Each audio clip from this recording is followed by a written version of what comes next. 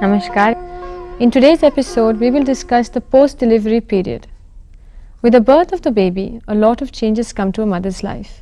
Her body is quite exhausted from childbirth, and the much-needed rest is absent as the child needs constant attention. Her days pass in a blur of activities, one merging into the other. It is one of the most tiring phases in her life, both physically and mentally.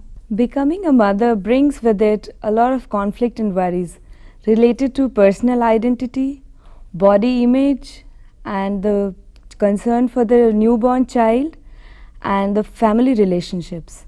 And these conflicts and worries, they together form the specific and non-specific precipitant for the later psychiatric illness that she develops. Just after the delivery, we refer the period as postpartum period. And the kind of psychiatric illness that a lady faces, the chances that are there are broadly of three kinds.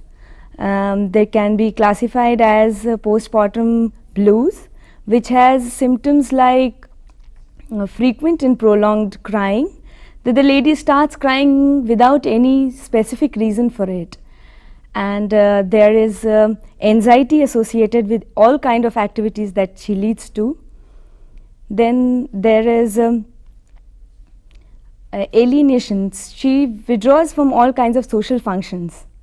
Then second is postpartum psychosis, which is again related to the trauma that she has gone through during her pregnancy and just after delivery. And it has features like major mood fluctuations, that is called mood alteration, rapid mood alteration, undecisiveness, uncertainty, and she develops a feeling of hopelessness and feeling of shame. The third is called as chronic depressive syndrome, which has symptoms like a feeling of worthlessness, a feeling of guilt, anxiety. She feels fatigued all the time, and she doesn't like to do anything. And she even starts developing suicidal. Even starts developing suicidal thoughts. A lady had come to me. She had developed suicidal tendencies. Under regression therapy, when she was taken to her childhood, she saw herself as a baby, and her mother saying that I wish the child would die. The mother didn't mean it, obviously. No mother means it, but in a fit of anger or frustration, or because you don't have the energy, you do say certain things which without realizing the consequences. So, but then you can't blame the mother either. The only thing that she should do is she must, as soon as she can, start meditation. And for that you don't have to slot out time, or even you do not need any energy. You just sit in any position, and even you lie in bed and you just do your mantra, and you just think of the mantra all the time, and that takes care of the mind. One feels very, very nice. And then if you get 5 minutes also in between your normal work, you take rest and you do short yoga nidra. Short yoga nidra, even if you do for 5 minutes, will give you a lot of energy, because it is said that 1 hour of yoga nidra is equal to 4 hours of deep sleep. So even if you do 5 minutes of yoga nidra 4-5 times a day, then you are getting a lot of good sleep, and your body repairs very fast when you do yoga nidra. And then second is, when you have a little more energy, then you start when you have a little more time, then you must start your pranayam. And for that also you don't need any energy, you just sit on your bed and you do the pranayam. Meditation and yoga nidra replenish your energy, and it is now that you can practice asanas as well.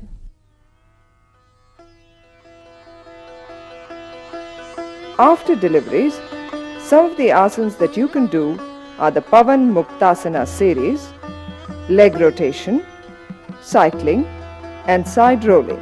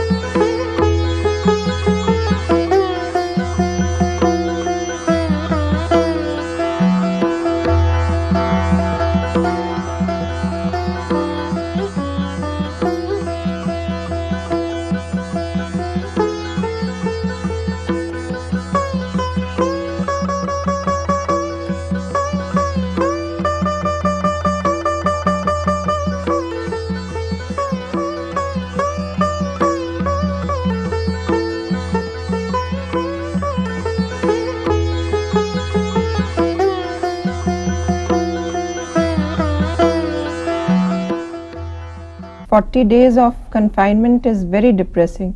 I went through it. Is it necessary to get confined for 40 days? No, sometimes they something we do overdo it. So one should not overdo it. Just the idea is to give rest to the body. But if they do not make it a rule, then you would go out. Nobody would like to stay at home. So that is why they make it a rule that you must stay in the room itself. You should not go out. And then second, the first the few days, the newborn baby also, I mean, if you are there with the baby, then you can give your full attention. That is But why. do yogic exercises help to counter the depression? Yes, if you do meditation is the best antidepressant, especially Om chanting.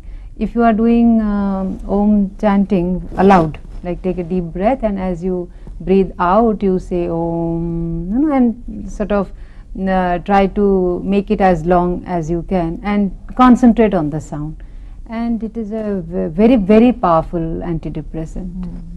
Is it better to do yogic exercises or aerobic exercises? I would definitely say yogic exercises, but then aerobics can be a little strenuous for the lower back. As it is, at that time the lower back is a little vulnerable. So it is better to strengthen it first. Why take a risk when you know that yoga cannot harm it? Whereas aerobics, one doesn't know. People do complain about this backaches and all. So it's best is to strengthen it first with asanas, and then if you feel like adding a little later, then one can add. But then one has to be a little cautious when one does aerobics. How long after the delivery one should start yoga? If it is a normal delivery, then within 2-3 days you can start something. Like After 3 days? 2-3 days you can start pranayam. There is no harm in doing pranayam when you are doing deep breathing. So similarly you can do pranayam even asanas you should wait for a week, and then you start with very simple Pavan Muktasana, just the stretching and relaxing of the limbs so that the blood circulation is proper. And then after 2 weeks you can safely start your asanas, but again add major asanas very gradually. What type of food we should eat after or during delivery? See, during pregnancy though, you have to have all the vitamins, all the minerals, especially calcium and iron for the baby.